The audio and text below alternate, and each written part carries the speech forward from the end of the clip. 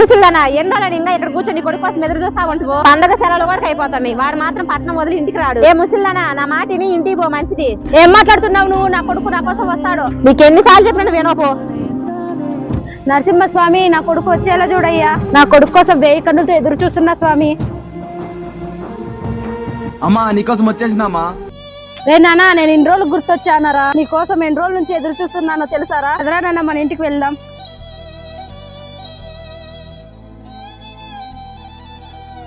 ఏం తిన్నావో ఏమో నాన్న, ఉండి వెళ్ళి చికెన్ తీసుకొని వస్తా.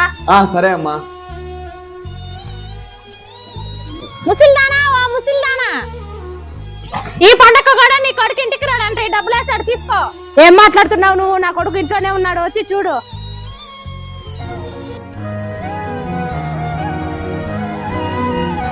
ఏ ముసలిదానా ఎక్కువ ఆలోచిస్తే ఇదిగో ఇలాగే ఉంటది. వాడు వచ్చే టైంలో వాడు వస్తలే. ఈ వీడియో నచ్చినట్లయితే లైక్ చేసి సబ్స్క్రైబ్ చేసుకోండి. నెక్స్ట్ వీడియోతో కలుద్దాం.